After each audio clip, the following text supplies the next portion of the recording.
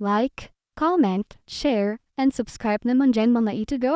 Maraming salamat po. Matapos matanggap ang pagkain, masaya silang nagpasalamat sa kanya. Ipinilit ni Henry na ang regalo ay mula sa Count at sumang-ayon naman sila habang muling nagpapasalamat. Napansin ni Henry nang may kasiyahan na ang kanyang plano ay tumatakbo ng eksakto sa inaasahan niya. Kinalaunan sa loob ng isang kampo, nagdaos sila ng pagpupulong kasama ang mga opisyal ng Chotra. Isa sa kanila ang nagpakilala bilang si Har-Ari Khan. Ipinakilala naman ni Aizen ang kanyang sarili at matapos suriin ang mga detalye, napansin niyang tila walang mga royal bodyguard sa mga nakatakas. Isinaad niya na ang mga royal guard ay kailangang bumili ng oras habang tumatakas kaya hindi sila makakatulong ng malaki ngayon. Pagkatapos ay inanunsyo niya na lalaktawan na niya ang mga pormalidad at didiretso na sa pangunahing paksa. Naalala ni Henry si Har-Abula Khan, ang dating general na minsan ay namuno sa disyerto. Bagaman si Har-Arian ay walang binatabat kumpara sa kanyang ama, naintindihan ni Henry kung bakit nagpasimula ng civil war si Benedict. Ipinaliwanag ni Aizen na nakatagpo na niya si Benedict Cave, ang pinuno ng rebelyon, habang sina Count Ryan at Count Oscar naman ay ipinadala upang sunduin si Har-Arian. Sumagot si Har-Arian na narinig na niya ito. Nagpatuloy si Aizen, isinasaad na nangako si Benedict ng higit sa doble ng karaniwang tribute. Nang manatiling mahinahon si Har-Arian, nagkomento si Aizen na tila hindi sineseryoso ni Har-Arian ang sitwasyon at nagtanong kung dapat ba niyang isipin na hindi desperado si Har-Arian. Sumagot si Har-Arian na mahinahon siya dahil alam niyang sinusubukan ni Benedict na iligaw si Aizen sa pamamagitan ng kasinungalingan, kaya naman hindi siya nagpapakita ng labis na reaksyon. Nang kutsain ito ni Aizen, ipinaliwanag ni Har-Arian na sa kasalukuyang pananalapi ng Kshatriya, mahihirapan silang magpadala kahit isa't kalahating beses lang ng karaniwang tribute. Ang pag-aalok ng doble ay ganap na imposible at maituturing na isang pangungutya. Ipinilit ni Aizen na talagang sinabi iyon ni Benedict. Idinagdag naman ni Har-Arian na higit sa lahat, dapat isaalang-alang ni Aizen kung bakit gustong maipasakamay si Har-Arian kay Benedict sa simula pa lang. Nagulat si Henry sa pagiging kalmado ni Har-Arian.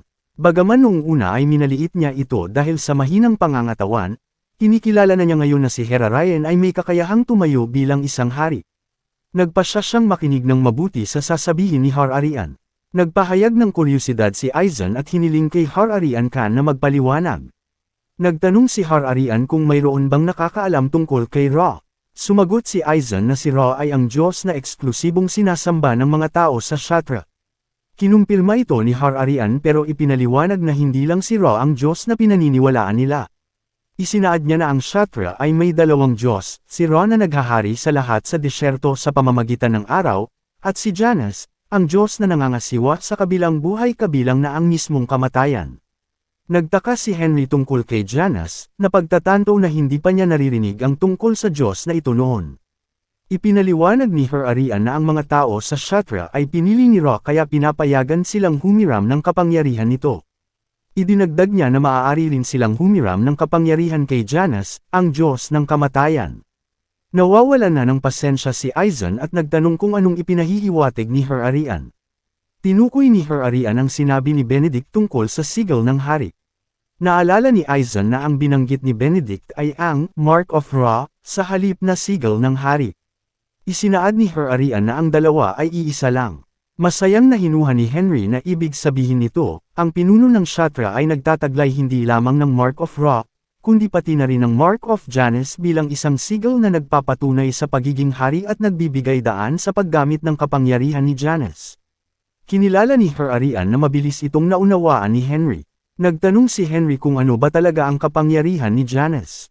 Ngumiti si Har-Arian at isinaad na mas mabuting ipakita ito ng personal kaysa ipaliwanag ng paulit-ulit.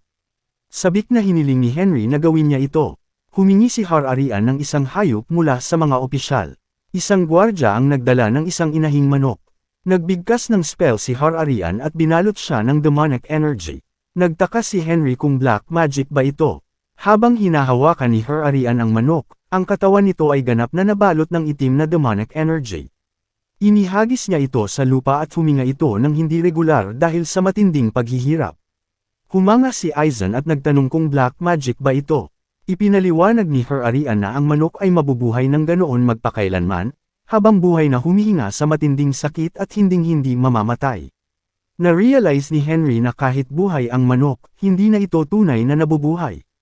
Itinuring niya ang kapangyarihan na nakakatakot at nahinuha na ang tunay na hinahanap ni Benedict ay hindi ang Mark of Ra, kundi ang kapangyarihan ni Janus.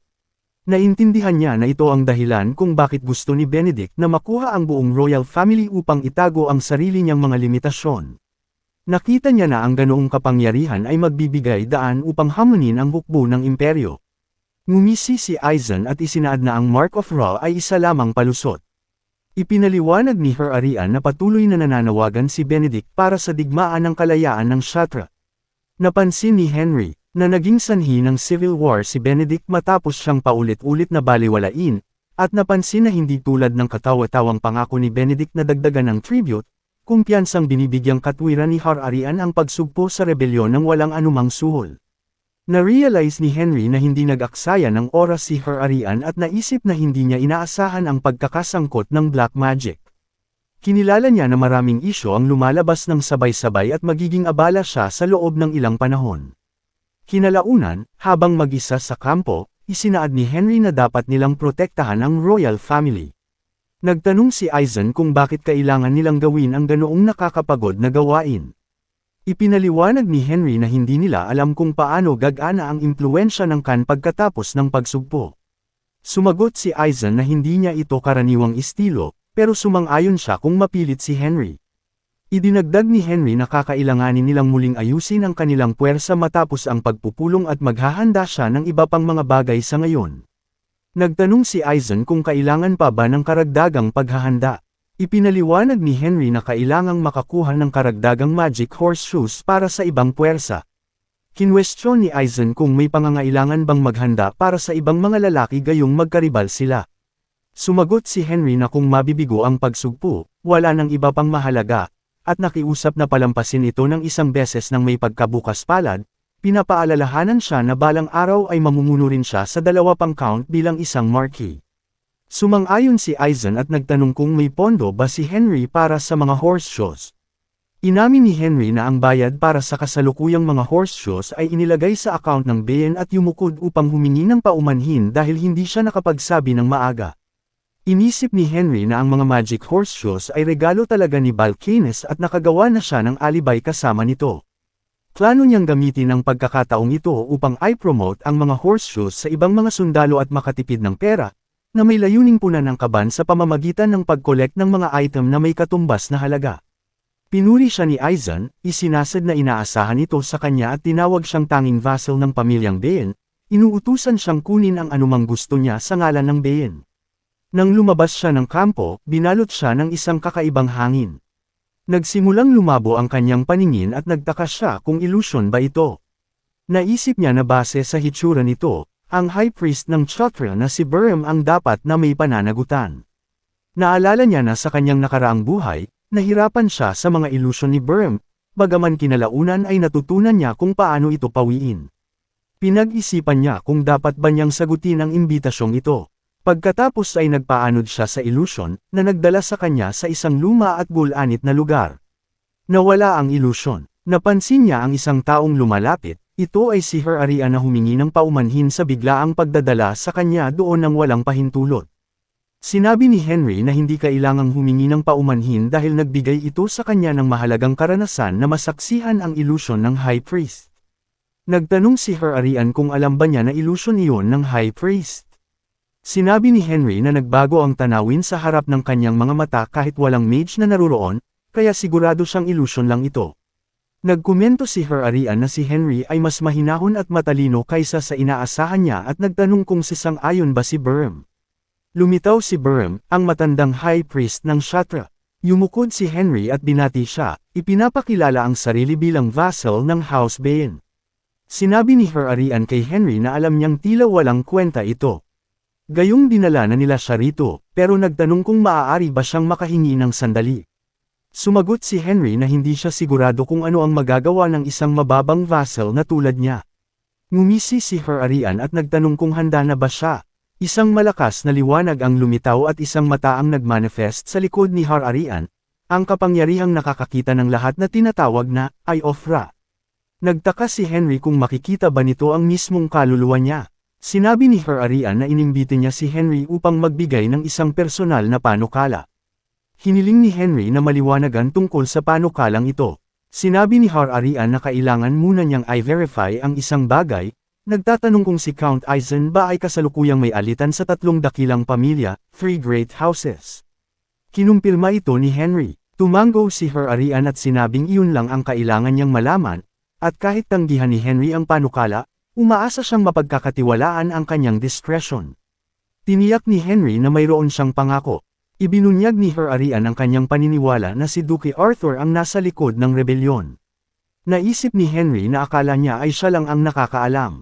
Dahil sa hindi inaasahang ito, sinabi ni Henry na si Count Aizen ay maaaring may alitan sa 3 dakilang pamilya dahil sa mga nakaraang kaganapan, pero kung siya ay magiging isang Grand Marquis matapos sugpuin ang rebelyon ni Benedict, siya rin ay magiging miyembro ng 3 dakilang pamilya at nagtanong kung pagsisisihan ba ni Har-Arian ang pagbabahagi nito sa kanya kapag nangyari yun. Sinabi ni Har-Arian na hindi naman ibig sabihin noon ay magiging kakampi na nila si Henry at idinagdag na naniniwala siyang ang kamakailang pagpapatapon kay Mark Aubert ay gawa ni Henry. Tinawag niyang hanggal si Aizen na mukhang matapang lang sa labas pero nagawa pa ring tinalo ang isang kilalang tactician na gaya ni Aubert, na sa tingin ni Henry ay imposible. Sumagot si Henry na si Count Aizen ay tahimik lang na naghihintay ng pagkakataon. Hinawakan ni Har-Arian si Henry at sinabing hindi kailanman kumuha ng vassal si Aizen bago siya at ang House Baen ay isang prestihiyosong pamilya na hindi nangangailangan ng isang batang retainer na walang karanasan. Pinapansin na ang mga tao ay hindi nagbabago magdamag, nagtaka si Henry kung nakita na ba ni Har-Arian ang lahat at itinuring itong napakatalas ng isip. Inamin niya na matutuwa siya ng husto kung itatanggi pa niya ito at hiniling kay Har-Arian na sabihin ang tungkol sa panukala. Sinabi ni Har-Arian na sa halip na maging sakop ng estado, nais nilang direktang makipagtulungan sa House Baen. Nagtanong si Henry kung ibig sabihin ba nito ay pagkilos ng hindi nalalaman ng emperador at kinumpirma ito ni Har-Arian. Naisip ni Henry na nagpaplano si Har-Arian na makiisa sa kanya upang pabagsakin si Arthur at nakahanap siya ng kakampi kung saan hindi niya ito inaasahan. Naisip din niya na hindi nakita ni Har-Arian ang tunay niyang mga plano at nag-alok lang upang samantalahin si Aizen. Napapansin na lumaki na si Har-Arian at nagpapakita na ng insight na katulad ng sa kanyang ama. Sumang-ayon si Henry at sinabing dapat silang magpatuloy gaya ng iminungkahi ni Har-Arian. Hinihiling naman bilang kapalit na panatilihing lihim ang relasyong ito. Hinawakan ni Har-Arian ang kanyang kamay at sinabing sapat na nakuha niya ang pabor ni Henry. Sumagot si Henry na tila naiintindihan ni Har-Arian na ito ay isang deal, hindi isang hiling. Sumang-ayon si Har-Arian at sinabing dahil tinanggap ni Henry ang alok, babayaran niya ito ng anumang gusto niya. Nagtanong si Henry kung sigurado ba ito at sinabing hindi siya sigurado kung maibibigay ni Har-Arian ang kanyang hihilingin. Nanumpa si Har-Arian sa ngalan ni Ra na gagawin niya ang lahat para matupad ang kahilingan at hiniling kay Henry na magsalita ng malaya. Lumapit si Henry at ibinulong sa tainga ni Har-Arian ang kanyang gusto. Kinabukasan sa pagpupulong, sinabi ni Henry na malapit na ang pagsugpo at pinayuhan ang 2 count na punan agad ang mga pagkukulang gaya ng nabanggit noon, nagtatanong kung mayroon bang mga pagtutol. Walang nagsalita at sinabi ni Aizen na tila walang tumututol sa kanyang talentadong vassal.